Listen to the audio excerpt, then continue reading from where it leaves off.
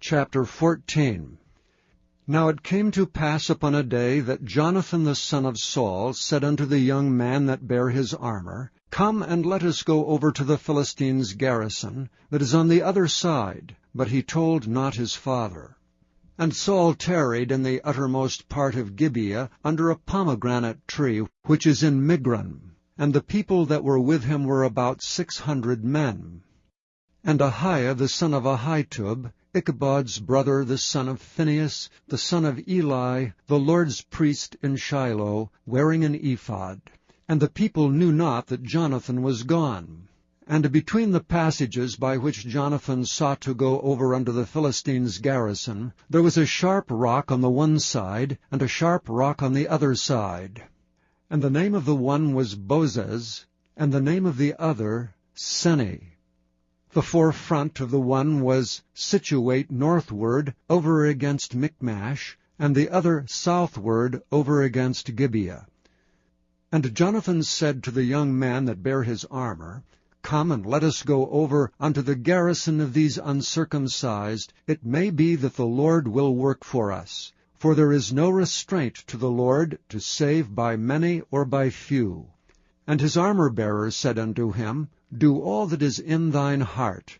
Turn thee, behold, I am with thee according to thy heart. Then said Jonathan, Behold, we will pass over unto these men, and we will discover ourselves unto them. If they say unto us, Tarry until we come to you, then we will stand still in our place, and will not go up unto them. But if they say thus, Come up unto us, then we will go up, for the Lord hath delivered them into our hand, and this shall be a sign unto us.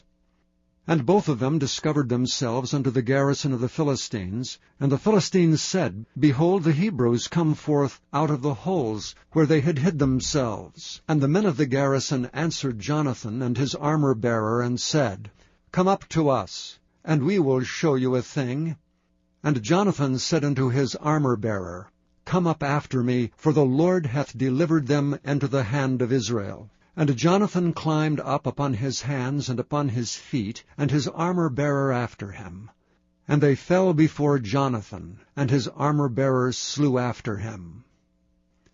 And that first slaughter which Jonathan and his armor-bearer made was about 20 men, within as it were an half acre of land, which a yoke of oxen might plow.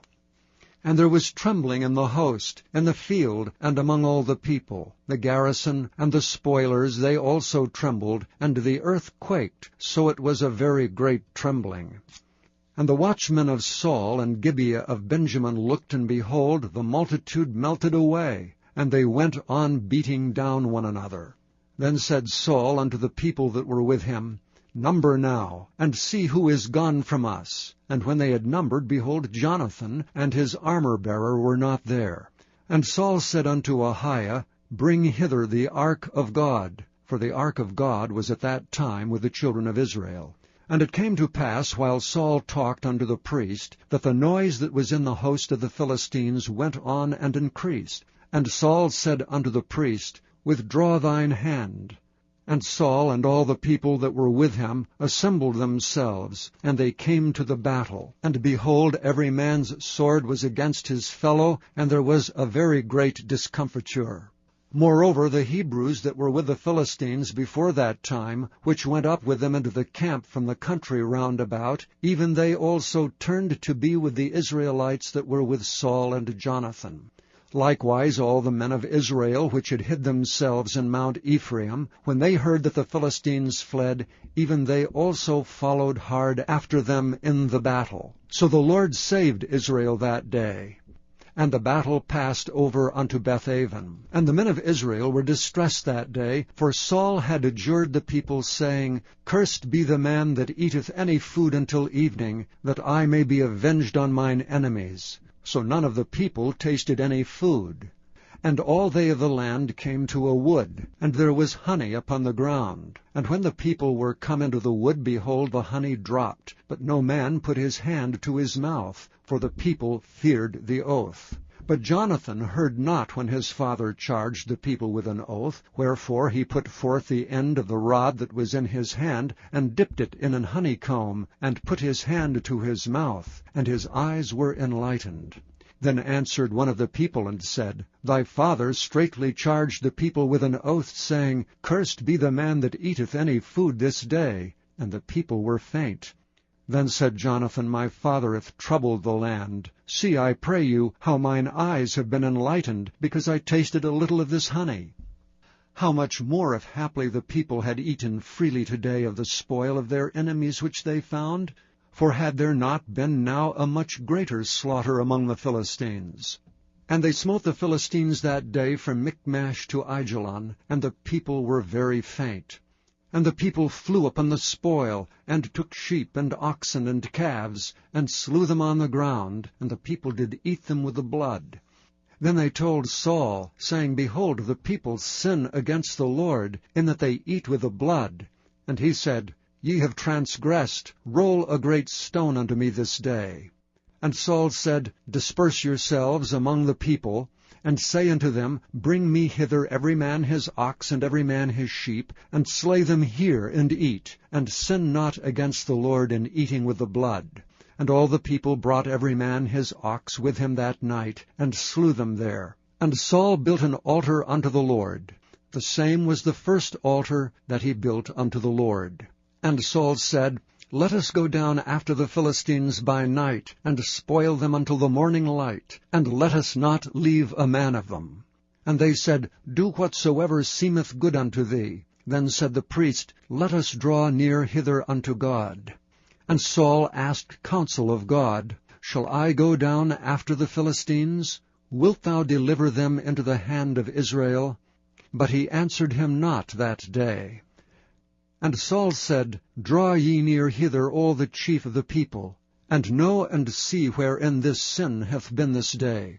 For as the Lord liveth, which saveth Israel, though it be in Jonathan my son, he shall surely die. But there was not a man among the people that answered him. Then said he unto all Israel, Be ye on one side, and I and Jonathan my son will be on the other side. And the people said unto Saul, Do what seemeth good unto thee. Therefore Saul said unto the Lord God of Israel, Give a perfect lot. And Saul and Jonathan were taken, but the people escaped. And Saul said, Cast lots between me and Jonathan my son. And Jonathan was taken. Then Saul said to Jonathan, Tell me what thou hast done. And Jonathan told him, and said, I did but taste a little honey with the end of the rod that was in mine hand, and lo, I must die. And Saul answered, God do so and more also, for thou shalt surely die, Jonathan. And the people said unto Saul, Shall Jonathan die, who hath wrought this great salvation in Israel? God forbid. As the Lord liveth, there shall not one hair of his head fall to the ground. For he hath wrought with God this day. So the people rescued Jonathan, that he died not. Then Saul went up from following the Philistines, and the Philistines went to their own place. So Saul took the kingdom over Israel, and fought against all his enemies on every side, against Moab, and against the children of Ammon, and against Edom, and against the kings of Zobah, and against the Philistines. And whithersoever he turned himself, he vexed them. And he gathered an host, and smote the Amalekites, and delivered Israel out of the hands of them that spoiled them. Now the sons of Saul were Jonathan, and Ishuai, and Melchishua. And the names of his 2 daughters were these, the name of the firstborn Merab, and the name of the younger Michal. And the name of Saul's wife was Ahinoam, the daughter of Ahimaaz. And the name of the captain of his host was Abner, the son of Ner, Saul's uncle. And Kish was the father of Saul, and Ner the father of Abner was the son of Abiel. And there was sore war against the Philistines all the days of Saul. And when Saul saw any strong man or any valiant man, he took him unto him.